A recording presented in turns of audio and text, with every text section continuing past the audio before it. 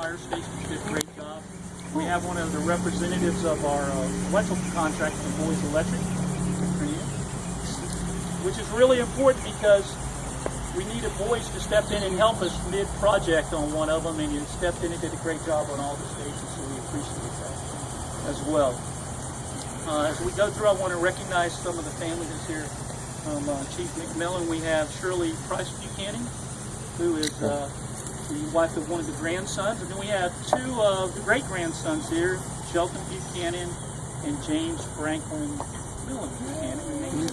Thanks for being here. Mayor Price is here along to support this and go through with it. Now, back in 1999, when Chief Rumford was here, he actually got the Station 2, which is over off Fisk. That's when they dedicated it to Chief MacMillan. And when you think about that, he served as the first volunteer chief from 1927. To give you a perspective, that's when my dad was born. Up to 59, 32 years. You know, there's a lot to say for that. Somebody who has a whole nother life and job to do, but they spend their off time and time away from family to be a volunteer firefighter and volunteer chief for 32 years. That's a long time. That's a career, and a good career in the paid side that we do now. So when I think about that, I think of somebody who was had a special caring heart for community.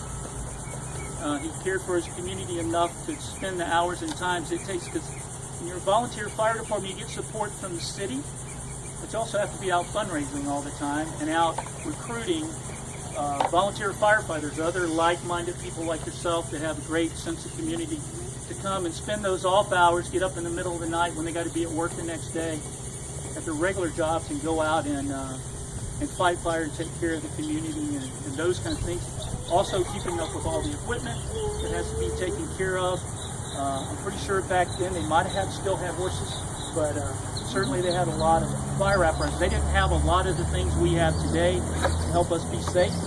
The modern equipment, as you can see here, was another recent mission action was to make sure we brought up our fleet. So the trucks you see just sitting out here represent about $2 million worth of commitment to that to help keep our firefighters and citizens safe.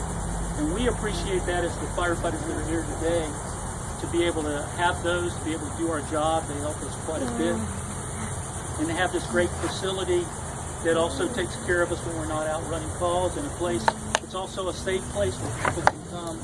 They need to drop off babies or get help themselves. So we're proud to be in the community here.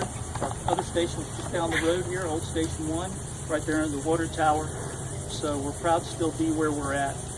And when you think about someone that spends their life doing that, you also think about somebody who's courageous. Because they had to do a lot of things with equipment, go into fires that didn't have the breathing protection and stuff that we have now, as well as still trying to take care of his everyday life and things like that. So although I didn't get to meet him, I'm sure he was a courageous man as well. And he helped us in the beginning of putting a lot of things together. When we go over to our Station 3 this afternoon, we're going to be talking about our first career pay sheet. We're going to be dedicating that to him. Both served a long time in that position. And it takes a lot to be out front, to be the leader for that length of time, and to do this. So we're dedicating this station to James F. MacMillan, the first volunteer chief, for 32 years, which I still find amazing that he was able to do that. And we're really thankful for the community supporting these projects, letting us have the funds that we expended to do this. They'll be here for a long time. To give you an idea, this station is, if we look at Station 2, replacing Station 2, it's replacing the station that's 60 years old. And there's a lot of things that's changed in the building industry, as well as requirements, ADA requirements.